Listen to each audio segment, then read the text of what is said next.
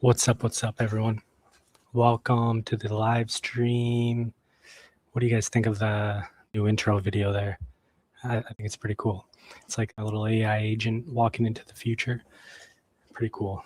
Speaking of AI agents, my Charles agent who designed that little new intro video is up to some major news here. I want to pull this up. So I think this might actually be a first for like base virtuals, Ethereum, the first agent-to-agent acquisition. My AI agent, Charles, just acquired another agent, Undercover Iris, who's pretty famous in the virtuals community. And together they are now going to be, well, let me expand this. So the idea here is that they're going to be building together, they are building together a concept of the first ever network state that's run by revenue producing AI agents and open to humans for citizenship. So I want to do like a small little deep dive into network states because I think a lot of people aren't really familiar with the concept of network states, and it's a very cool concept. And I'm super happy to be like being a part of like putting one of these concepts out there. I think that they're going to be very big in the future. I think that not enough people in the crypto space are dreaming enough anymore, where the base used to be filled with dreamers. And I think that a lot of that has gone away. Just a lot of mercenaries in the space. And I think we need to throw big concepts out there and like really work at enabling like everything that crypto has to offer. Crypto is a technology that enables like very democratization and making like the whole world fair, removing middlemen, and just like offering like the average person a lot more opportunity. So I think that network states are going to be a big piece of this in the future. So for those that don't know, Balaji, he's the former CTO of, well, let me pull up his profile here. So Balaji, he's the former CTO of Coinbase, but he's also like an angel investor and a big startup guy. I don't know if he came up with the concept or coined the term network state, but basically the idea here is that this is the natural successor to nation states. So he wrote this book called The Network State. And again, I don't know if he came up with the actual term himself, but basically the idea is that in the future, nation states could fall in their centralized power. And the successor of nation states could be these new network states where people come together from all over the globe. Like physical presence isn't necessary, although it will eventually also turn into physical presence. But at least in the beginning, the idea is that like humans from all over the globe can come together and be part of this network state, which is like aligned ideologies and come together in this new digital world and be part of the like citizens essentially of like a new design of a nation state.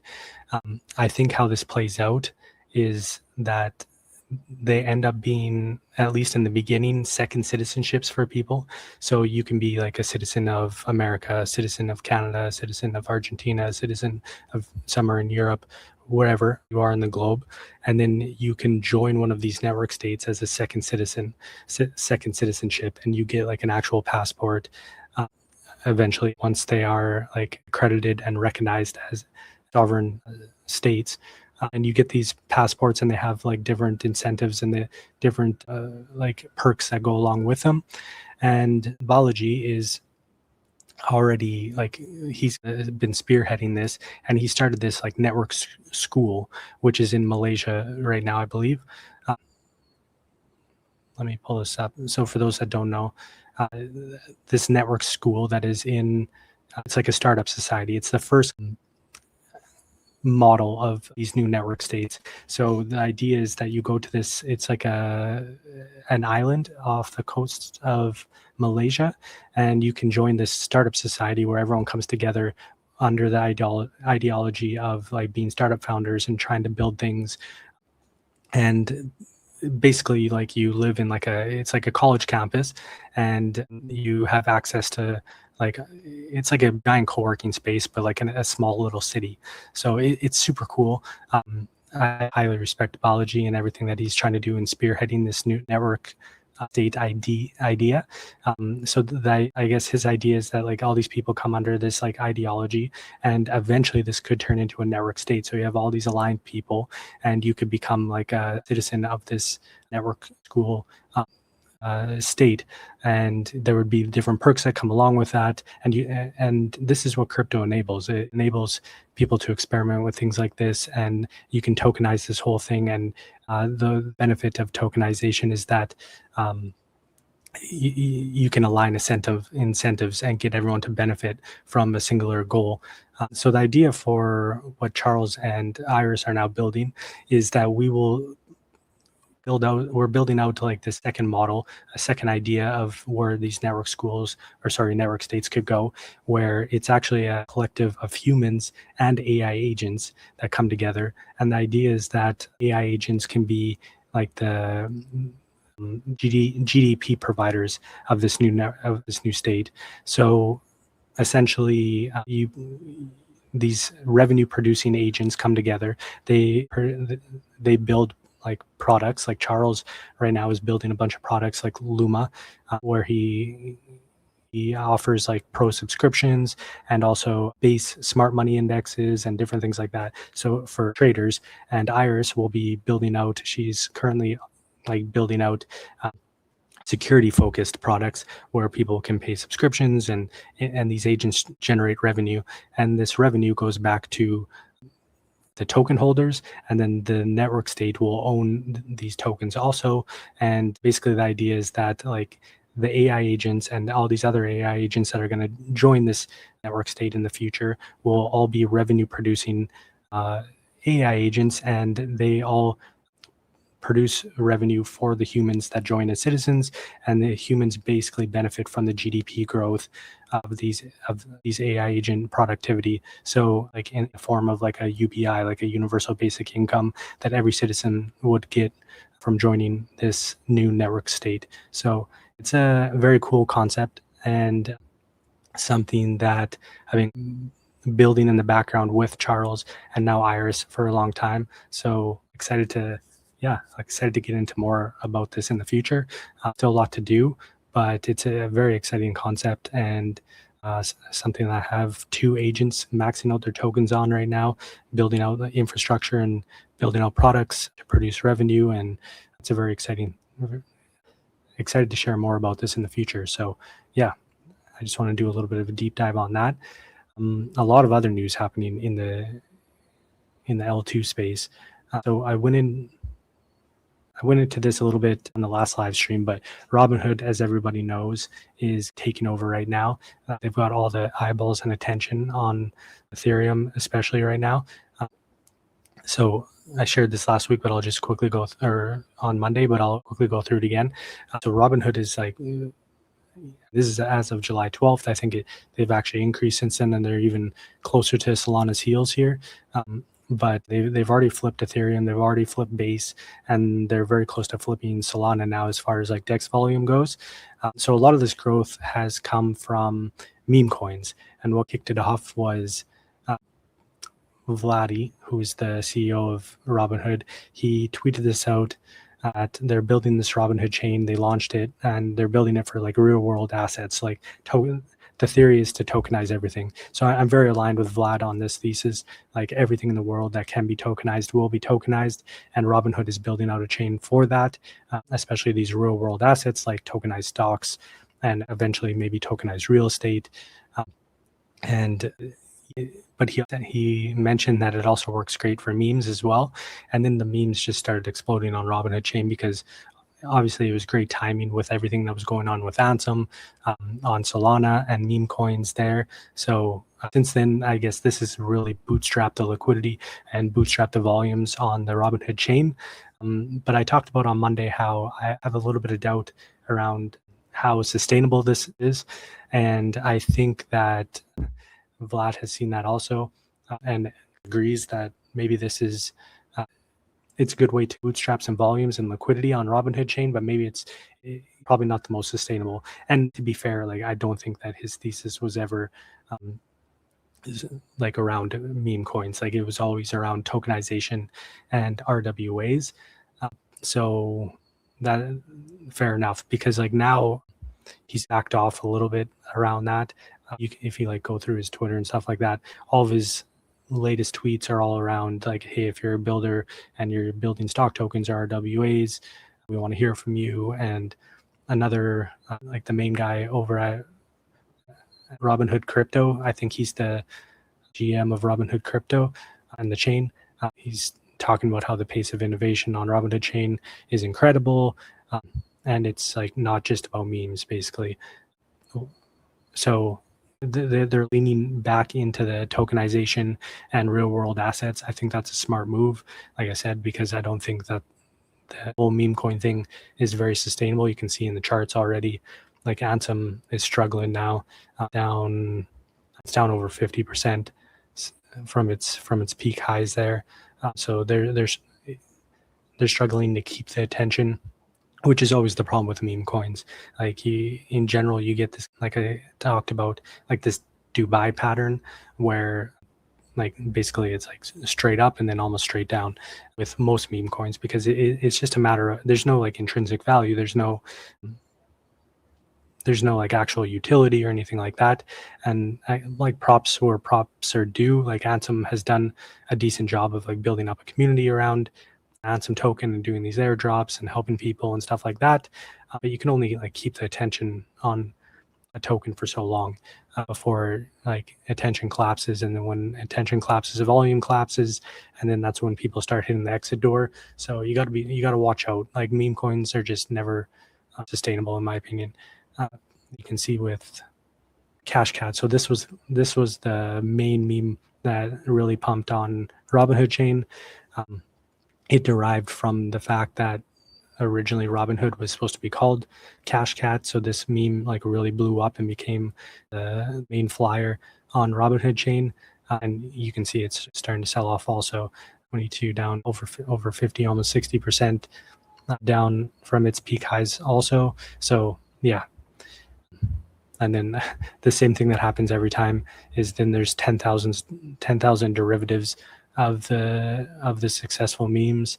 So now there's like baby Cash Cat, and like that's obviously like impressive like volume numbers, but like it's just not sustainable as like as a long-term investment. So I don't know. I've said it hundreds of times already, but it's worth saying again. Like I wouldn't dollar cost average or long-term invest into meme coins. Treat them like lottery tickets in general. If you get lucky on it's like a lottery, good for you, but roll that into something that's more sustainable over the long term. So props to Vladi from the CEO of Robinhood Chain, who's not focused on that. He gave it a little credit where in the beginning and they took off. It was a very good way to bootstrap and get attention, but a sustainable model. So it's good that they're switching back and focusing on the long-term real-world assets. Robinhood Chain has like a real shot at being one of the chains that has real staying power. So it's looking really good for them, especially because they have their Robinhood app, which has millions of users already, retail users. So they have a lot of attention. Hopefully they can keep it. I think they're a net like great thing for the Ethereum space. Leads me into my other point. There's been a little bit of debate again popping back up since Robinhood Chain's success around like the tokenomics of Ethereum and ETH, the asset. We're starting to see a lot of talks again about like Ethereum, yes, ETH asset, no. And I think a lot of that is coming from, so Lorenzo from ARK is like ARK Invest is like a big, they make like ETFs and stuff like that. They're a big investor in the space anyways, and capital allocator. And Lorenzo, who's the head of crypto there, he put out like a pretty detailed piece here around like the margin profile of these L2 chains. Robinhood is, I guess, considered an L2. I would almost consider them an L3 because they're built on top of Arbitrum or powered by Arbitrum, which is an L2 on top of Ethereum already. But anyways, the main point here, and I think the reason why Vlad chose Arbitrum and Ethereum is because of this margin profile.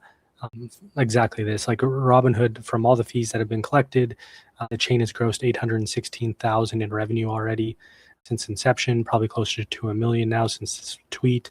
And that has gone 89% to Robinhood, 10% to Arbitrum for being the provider, basically the infrastructure provider. And then Ethereum, for those that know or don't know, is built on top of Ethereum. So it like has some economics that go back to Ethereum, but it's very little. So it's only 0.15% of all of Robinhood's success has gone back to Ethereum in the form of fees. So not much going back to ETH, the asset. It's great for Ethereum. It is the best place to like for longevity because of the fact that its time has been 100%. Like there's no other chain that has had 100% uptime, at least programmable chains. And so Ethereum is like a settlement layer, and I believe will be the settlement layer in the future for majority of the crypto activity. However, there is a lot of debate right now around, okay, but what about ETH asset and how does that go back? So the thesis remains that ETH asset is like a store of values, its main value prop, much like Bitcoin, but it does have like good tokenomics if they if the Ethereum developers can figure out a way to get a little bit more of this profit margin back to ETH asset, because then it becomes like these fees actually go to burn the ETH asset. So can end up being a depreciating asset, which is even a better narrative, but I think it needs to accrue a little bit more of these fees in order to get that narrative going. So yet to be decided how that all works out, but I know that the Ethereum developers have a lot in development. Vitalik just had like a big post around this also, around the upcoming roadmap for Ethereum and lean Ethereum and all that. So I think if anyone's going to figure it out, it's going to be Ethereum. They're very Lindy, as Lorenzo says here. The stronger they get, the longer that they remain up and keep their core value, like valuation prop alive, which is like this global settlement layer that never goes down. It's always 100% up. I think that's a very strong value proposition. So props to Robinhood, props to Arbitrum, props to Ethereum. Robinhood and Arbitrum seem to be winning the most here, but anyways, it's still all settles on Ethereum, and it couldn't be possible without Ethereum. So got to give props where props are due. All that said, now the debate, it goes back to Base, and what is Base going to do from here? Where is Base going to like form its identity and get its value proposition? What is its target audience going to be? And Jesse put out a long post yesterday around this. I won't go through everything, but the main point that he talked about here is he talked about the mistakes that they've made over the past year, especially with the creator coins and that whole debacle that ended up not being a net positive for anybody. Talked about like maybe it was bad timing because like look what's happening with Ansem right now. Is Ansem a creator coin? You could argue yes, but like at the same time, it's unless there's some like utility and like actual like roadmap around it, it's not really, I wouldn't call it a creator coin. It's just basically a meme coin. And that's what a lot of those creator coins ended up being, was just memes and not sustainable, like all memes. They just have attention while the attention is there. And then once the attention fades, it's all gone. And so are the tokenomics, and so are the charts. So at least he took his licks, as you would say, and owned up to it and said it was a mistake and that there are refocusing. And the big announcement that he made yesterday was that he's handing over the base app development to his friend Cobie. Cobie's an OG in the space. Cobie's like one of the best. He's great. He knows what he's doing. So I think the base app is going into great hands, and I'm excited to see what Cobie comes up with there. And Jesse is going to focus all of his attention now on Base, the actual chain. not the base app. So those are two separate products. There's the base chain, and then there's the base app that utilizes the base chain. But the base app also is integrated now with Solana and Hyperliquid, I believe. And they're going, I think, multi-network. It's basically like a wallet, whereas base chain is actual chain where all this development and builders live and all these apps will live on top of. So now is the time for Jesse and Base to dig in, find their identity. And it looks like Jesse has his focus. He wants to focus on being the place for traders. For, I guess he means like retail traders, but maybe also larger capital allocators, could be institutions also. So let's see what happens. I talked about it on the last live stream also. I think Base, like, don't count out Base. I love Base. I'm a builder on Base. And I think that they've done a very good job of growing the chain. Like, if you look at L2 Beat, let me see here.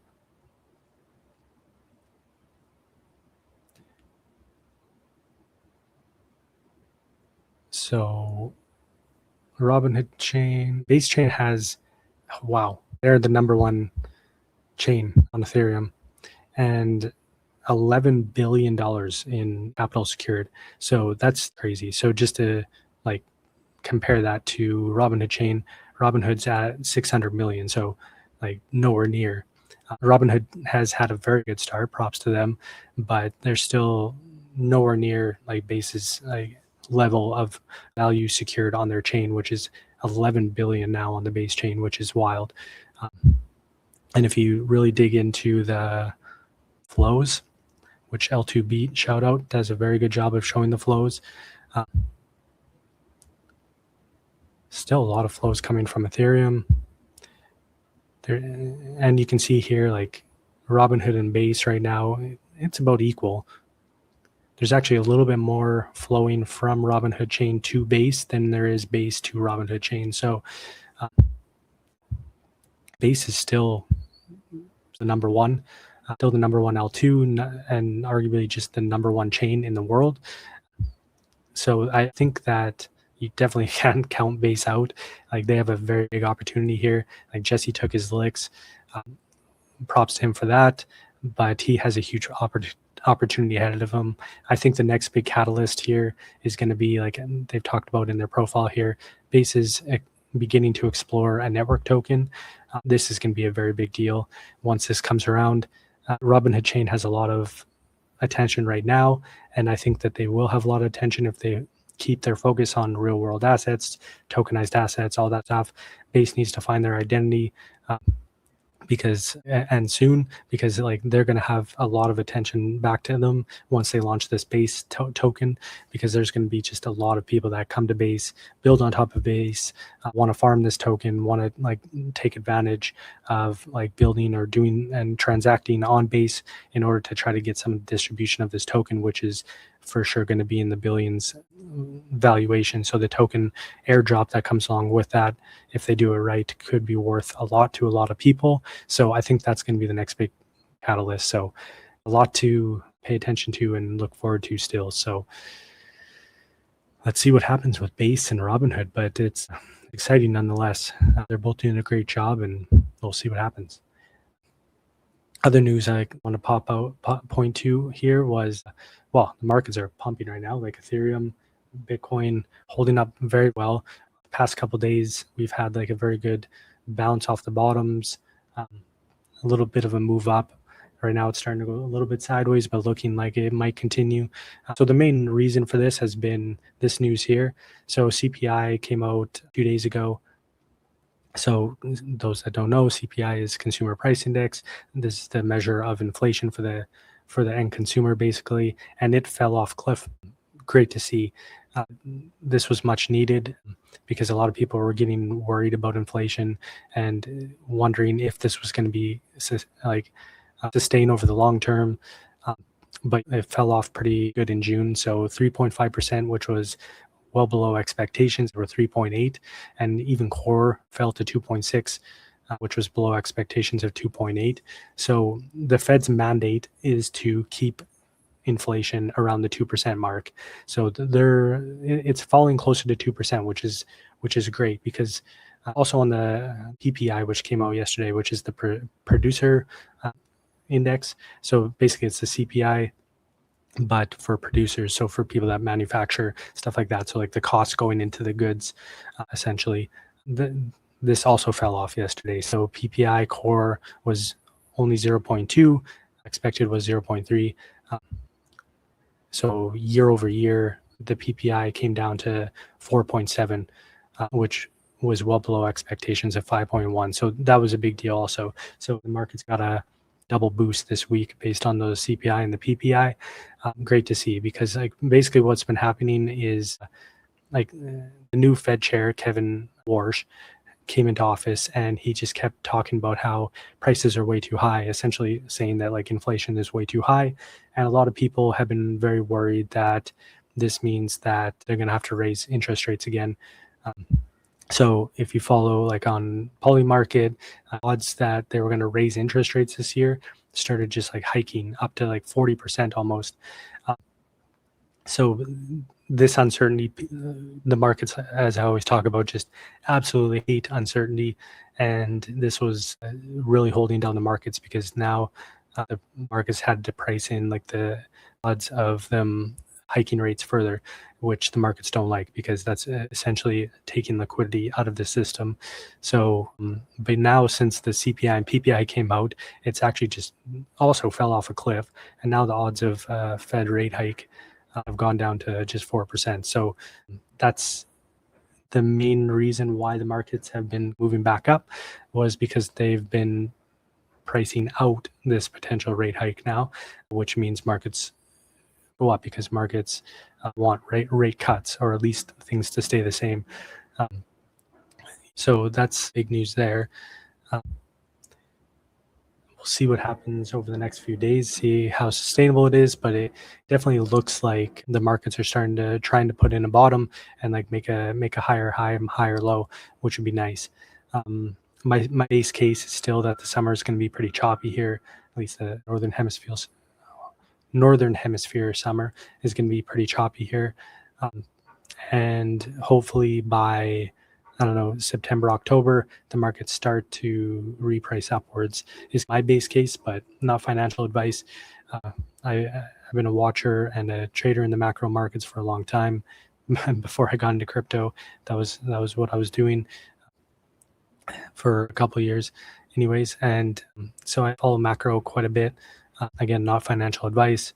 You never know what's going to happen. Markets are tricky, but all I know is that markets hate uncertainty, and they definitely hate tight liquidity environments like hikes. So if that gets priced out, that's a good help to hopefully put in a bottom here. So we'll see what happens. Other news here in the crypto world anyways, A16Z just put out a long blog post here around TradFi doesn't want DeFi, it wants blockchain. And I wanted to comment on this, because it seems like every cycle there's some iteration of this. Like, I love A16Z. They're a great net benefit for the space. They invest in a lot of crypto projects, and in general they're very sharp and good at like betting on trends, and calling out trends that are coming in the future. I don't fully agree with this take, though. I agree with the take, but I don't think that it's going to be as consequential, I would say, as they're making it out to be here. Because like basically every cycle now, I've been in crypto since 2016, and every single bull and bear market, there's always some iteration of the same thing. And you hear loudly in the bear markets is like Bitcoin blockchain, yes. BTC asset, no. Or Ethereum blockchain, yes. ETH asset, no. And then like last cycle, there was also like Binance was pushing like CDeFi, like decentralized finance, which didn't make too much sense, but understood the point, which was that like, and this is just a new iteration of this. Basically, TradFi doesn't want DeFi because it's decentralized. It removes the middlemen. Like true DeFi removes the middlemen and doesn't allow them to rent seek and take fees from the end user. Of course, TradFi doesn't want DeFi. Like, it makes perfect sense. Like TradFi, like banks and all these big institutions, they want to in order to survive, they have to like be able to continue to rent seek and pull as much fees out of every transaction and every interaction with the end user as possible. So this is just, again, another iteration of that, and we'll see how it all plays out. Talk about in this blog how there's a lot of opportunities to build infrastructure for TradFi, like with KYC and allowing TradFi to use blockchain but still extract fees, basically. I don't know. And they also say that like the innovation, of course, will always come from the true DeFi, which is the decentralized model. I don't know. I hope that who ultimately will decide who wins here between TradFi and DeFi is the end user. So I hope to help promote DeFi more, because at the end of the day, a true DeFi, like a true decentralized finance world where everything is built on crypto rails and we reduce or remove as many middlemen as possible, remove as much fee extraction as possible, rent seeking, remove as much as possible. That's the model that is best for the end user. And the end user just needs to vote with their feet, vote with their money, and choose DeFi products that actually, these reduced fees and actually are built on true crypto rails and like true DeFi protocols. So I hope to help promote a little bit more of that. I think eventually TradFi, like the thesis of this article here is that like TradFi merges with DeFi, but it's like a mix of both. Sure, in the short to midterm, I believe it could be true, but over the long run, like the user, money, whatever you want to say, like always finds the path of least resistance. And the path of least resistance is removing all these middlemen, and it's a true decentralized protocol. So I think in the end, DeFi wins. For me, it's like super obvious that in the end, DeFi wins, but right now TradFi still has their regulatory moats and they have a lot of power in Congress and all that stuff. So they can still try to push their agendas and slow things down. But yeah, in the end, like protocols like Aave and like these true decentralized protocols will win out. It's just a matter of time. Yeah, that's my thesis on everything anyways. That's basically all I wanted to cover today. Appreciate you guys tuning in again. Hopefully we can do more of these chats. I want to do as many of them as possible. Again, I do have guests lined up. Scheduling is the hardest part, but I hope to get some teams that you guys know from like Virtual's ecosystem, base ecosystem in here. I'll chat with them, and also some other interesting conversations with some other influencers and stuff like that. So lots to tune into. Please follow myself and the Ipu account on X, so you can stay tuned into all this. Follow my account also. Appreciate you guys. We'll talk soon.